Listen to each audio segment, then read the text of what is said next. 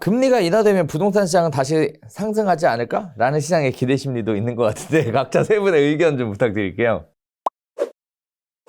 자, 이제 2부 순서로 바로 넘어가도록 하겠습니다. 이제 세 분한테 일단 질문을 따로 정해서 말씀드리진 않을 거고요. 일단 질문을 하면 이제 답변을 하실 수 있는 분들, 이런 분들이 좀 손을 들고 얘기를 해주시면 감사할 것 같은데요. 자, 일단 첫 번째 궁금한 게 있습니다. 시청자분들도 굉장히 관심 갖고 있을 부분이기도 한데요.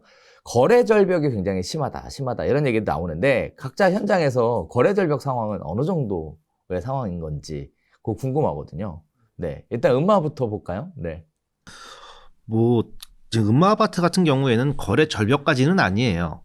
정벽까지는 아니고, 그 중에서도 특히 임대차 같은 경우에는 내년 수준에서 약 한 30% 정도는 빠졌다라는 느낌은 있어요. 한 20-30% 정도는 빠졌다는 느낌은 있지만 그래도 간간히 거래가 되고 있고요. 거의 하루에 한 건 정도가 음마 단지 내에서는 임대차 거래가 되고 있으니까 절벽이라고 하는 상황은 아닌 것 같습니다. 마포는 어떤가요? 마포 같은 경우는 지금 지난주서부터 전월세 시장이 조금 도는 것 같아요. 근데 이게 예전 같으면은 꽤 손님이 오면은 거래로 이어지는데 지금은 간을 보는 사람들이라든가 아니면 아까 말씀드린 것처럼 아현 2구역 쪽에 입주장이 있다 보니까 그쪽 가격보다 여기가 괜찮으면 일로 가야지라고 생각하시는 분들, 아무래도 자기 출퇴근 동선이라든가 애들 학교 문제라든가가 있어서 그런 거에 맞춰서 하는데 가격이 좋으면 저쪽으로 가서 신축에 살자라는 걸로 간을 보고 다니시는 분들이 있다 보니까 그런 거에서 선택의 지금 여지가 많다. 그러니까 돌아다니시는 분들보다 선택의 여지가 많아서 쉽게 빨리 계약이 되고 있지는 않다라는 상황이고요. 이게 한두 달 지나면서 물건이 어느 정도 소화되면은 마포는 또 임대차 같은 경우에는 돌아갈 것 같습니다. 다만 이제 매수 같은 경우가 지금 더 많이 절벽인 상태고 급매물도 상당히 거래되기가 쉽진 않다라는 거죠. 네. 좋습니다. 자, 광명은 어떤가요? 거래 절벽.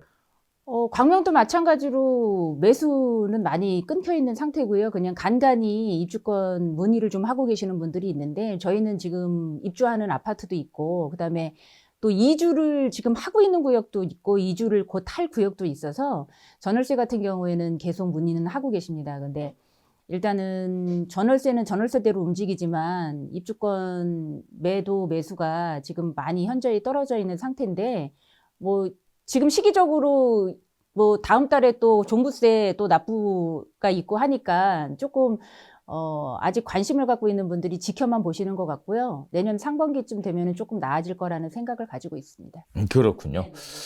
자, 지금 말씀 중에 임대차 관련된 얘기가 나왔는데요. 전세 가격이 지금 하락한다. 이런 얘기들도 나오겠고, 일부는 그 보증부 월세, 전세, 로 전환되고 있다. 이런 얘기들이 나오고 있습니다. 시장의 상황은 월세가 전세 대출 이자보다 저렴하기 때문에 사람들이 전세로 사는 것보다 월세로 사는 걸 선호한다. 이런 얘기들이 나오고 있는데 각각 현장에서도 실제 이런 일들이 벌어지고 있나요? 월세를 더 선호하나요? 사람들이? 꼭 그렇지만은 않고요. 그리고 지금 이 대출 금리가 올라가면 월세도 전환하는 금액을 같이 연동돼서 올라가거든요. 그래서 월세는 찾는 분들은 월세 나름대로의 수요가 있고 전세는 전세 나름대로의 수요가 따로 있는 것 같습니다. 그러니까 대출을 받을 생각이 없는 분들은 전세를 더 선호하는 거고 전세 대출을 받아야 되는 분들은 불가피하게 전세를 낮춰서 갈 수 없으니까 기왕이면 월세로 가는 건데 부담이 좀 적다라는 거죠, 상대적으로. 네. 마포는 어때요? 저희 마포는 중간인 것 같습니다. 중간. 아, 그래요? 일단 여기 주택에 대해서 차지하는 비중이 낮은 데하고 좀 다른데요. 마포는 딜레마에 지금 빠져 있는 것 같아요. 그 전세금이 만약에 보증금이 오르는 상태면 월세 금리가 오르는 상태고 보증금도 오르는 상태다. 그러면은 이제 금리에 연동해 가지고 월세가 올라야 되는데, 그러니까 30만 원 기준으로 잡을 때가 있고 40만 원 기준으로 잡을 때가 있는데 지금 같으면 45만 원 기준으로 잡아도 될 시점이잖아요. 근데 그럼에도 불구하고 주인들이 전세가 안 빠지니까 반전세로 해서 1억 빼고 그걸 월세로 받는 상황에 그것도 빨리 안 빠지니까 금리대로 받을 수가 없어서 대략 한 30만 원 중반대 1억 1억에. 예, 네. 환산시키면 30만 원 중반대면 지금 금리보다 훨씬 낮은 거죠. 그래서 그 정도 가격대에 형성이 되고 있다라고 보시면 될 것 같아요. 그러니까 손님이 정말 없다. 손님이 라고 별로 없다. 보시면 됩니다. 네. 그렇군요. 광명은 어때요? 이런 부분들이 있나요? 저희는 오히려 월세가 지금 없는 시장이에요. 월세가 없어요. 네, 월세가 매물이 없어서 월세를 찾는 분들이 훨씬 더 많아요. 전세 매물들이 잘 안 나가고, 예, 월세를 현저하게 월세를 찾는 분들이 많은데 매물은 없으니까 그런 상황이에요. 그럼 전세를 갖고 있는 임대인 분들이 월세로 전환시켜서 내놔야 되겠다. 뭐 이런 생각은 안 하나요? 뭐 일단은 그렇게 유도로 말씀을 드리긴 하는데 기존에 이제 전세 보증금을 가지고 있었던 분들이기 때문에 그 세입자의 보증금을 내주려면 결국은 전세를 다시 또 내주셔야 되니까 그런 한계가 좀 부딪히시긴 하시는데 일단은 저희는 그래서 반전세가 오히려 지금 잘 나가고 있는 편이에요. 반전세. 네. 자, 또 여쭤보겠습니다. 금리가 인하되면 부동산 시장은 다시 상승하지 않을까? 라는 시장의 기대 심리도 있는 것 같은데 각자 세 분의 의견 좀 부탁드릴게요. 네.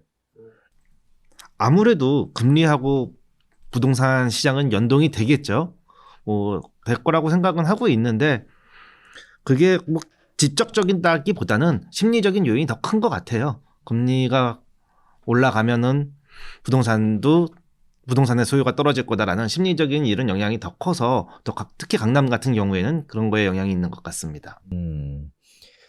어때요, 마포는? 금리의 영향보다는 저는 뭐 부동산은 그냥 심리다라고 늘 얘기하는데요.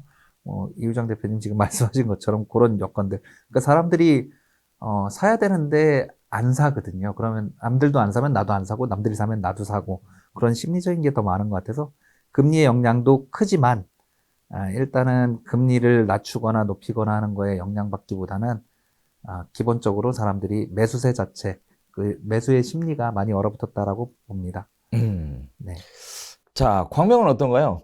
네, 저도 두 대표님 말씀하시는 것처럼 금리가 뭐 떨어진다고 해서 당장 지금 뭐 그렇다고는 생각 안 하고요. 일단은 투자 수요가 자꾸 위축이 되다 보니까 그리고 더 떨어질 거다라는 생각을 가지고 계시기 때문에 그 금리의 영향보다는 일단은 그 외부적으로 또 다른 것들이 또 뭐 취득세 중과 이런 것들이 조금 완화가 되고 그 외에 다른 것들이 좀 움직여야 되지 않을까 그런 생각해요. 네. 자, 이번에 좀 다른 주제로 넘어가 볼 텐데 그 부동산 시장이 안 좋다 보니까 부동산 시장의 연착륙을 위해서 지금 뭐 국토부라든지 뭐 부총리라든지 여러 가지 규제 완화에 관련된 대책들을 논의하고 있는 것 같아요. 규제가 완화가 되면 부동산 시장에 영향을 미칠 것이다 라고 생각들을 많이 하고 있는데요. 그래서 조정 대상 지역 해제라든지 추가로 해제하겠다. 그다음에 또 15억 초과 아파트 담보대출과 관련된 부분들이 허용해 주겠다. 이런 식의 이야기들이 계속 쏟아져 나오는데 일단 궁금한 게 크게 두 가지가 있습니다. 규제가 해제가 되면 진짜 부동산 시장이 좋아질 건지, 그다음에 15억 초과 아파트 대출 완화해 주겠다, 허용해 주겠다 관련된 부분이 지금 현재 시장에 어떻게 영향을 미치고 있는지 저는 사실 이 두 번째 질문 있잖아요. 굉장히 궁금하거든요. 네, 어떻습니까 시장에서는? 관심은 되게 많은 것 같고요. 그리고 지금 뭐 계속 정부는 그러니까 현 정부에서는 계속 부동산 규제 완화를 대선 기간 중에서도 계속 얘기를 했었고 실질적으로 요새 기사 나오는 거 보면 계속 굉장히 안 좋은 것처럼 부동산 시장이 안 좋은 것처럼 나오는데 그 정도까지는 아닌 것 같다는 저 개인적인 느낌이 들거든요. 근데 언론에서도 좀 도와주는 것 같아요. 이렇게 좀 나와야 정부가 규제를 완화할 수 있는 뭐 이런 명분을 좀 주기 위한 언론도 조금 도움을 일조를 하고 있는 것 같고요. 뭐 아무래도 규제 해제에 대해서는 현 정부의 공약이 있었기 때문에 어떻게든 가는 방향으로 갈 것 같고 뭐 15억 같은 경우에 15억 넘는 아파트 담보대출 허용 같은 경우에는 뭐 아무래도 관심은 되게 많고요. 저희 음악아파트 같은 경우도 해당되는 아파트이기 때문에 사람들의 뭐 관심은 많습니다. 근데 이거는 그 둔촌주공 때문에 요거 풀어줬다는 얘기들이 굉장히 많이 돌고 있거든요. 둔촌주공은 왜요?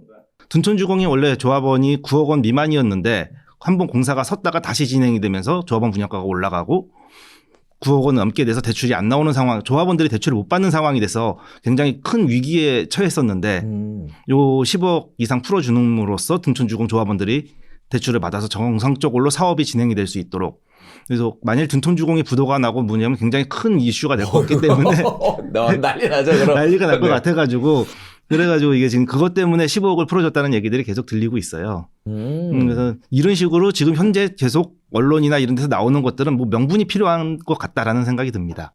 완화해주고 싶은데 명분이 없어서 명분만 생기면 얼마든지 완화시켜줄 생각도 있다. 이렇게 들리네요. 네.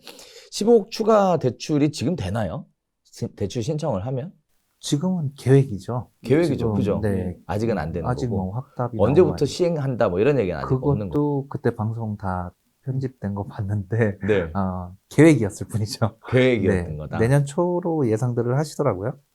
네, 근데 지금 15억 초과도 좀 문제인 게 KB 시세 기준으로 아파트 같은 경우에 KB 시세 기준으로 하기 때문에 예전에 올라간 금액에 거래됐던 KB인데 15억 이하에 내가 매매를 하려고 내놨어요. 네.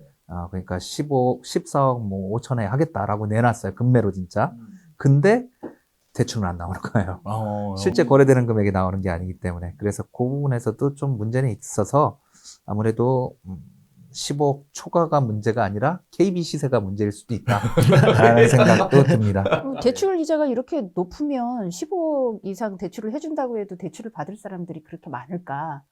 그래서 그렇죠? 우리는 네. 팁이 있잖아요, 팁. 뭐냐면 생애 최초 주택을 받는 사람들이 지금 3%대 대출을 가지고 네네네. 80% 대출을 받으니까 제가 요번에 해드린 분 중에 한 분이 10억 조금 넘는 건데 대출을 6억을 땡겼어요. 젊으신 분인데. 네, 그래서 그분 같은 경우에는 그 대출에 대한 그 부담이 상대적으로 좀 적어서 네, 그렇게도 하더라고요. 네, 강남 같은 경우에는 좀 금리하고는 조금 별개의 문제인 것 같아요. 15억, 그러니까 대출이 꼭 돈이 없어서 대출을 못 받는 것이 아니고 금리가 높아도, 예, 금리가 높아도 일단 자금 출처 소명이 안 돼가지고 대출 받는 분들이 꽤 많이 계시거든요. 예. 저봐, 얘기가 좀 이상하다니까. 네. 그러니까 금리하고는 조금, 그래서 P2P나 뭐 이런 거를 갖다가 막 한 19억, 20억씩 받아가지고 하신 분들도 계셨거든요. 그러니까 좀 얘기가 별개인 것 같아요. 그렇군요. 자, 아직 15억 초과 아파트 담보대출을 허용해주겠다라고 발표는 했지만 실질적으로 시장에서 허용이 된 것 같지는 않고, 네, 아직 계획으로 머물러 있는 것 같습니다. 하지만 관련된 부분에서 관심들은 좀 있는 것으로 이렇게 보여주고 있는데요. 자, 그래서 말인데 지금 부동산 거래가 안 되잖아요. 그래서 매도하고 싶은데 매도가 안 되는 분들, 고생하시는 분들이 있는데 여러분들이 현장에 계신 전문가 입장으로서 그런 분들이 여러분들에게 상담하러 온다면 뭐라고 얘기해주고 싶으세요? 네, 매도하고 싶은데 매도가 안 돼요. 어떻게 하면 좋을까요, 대표님?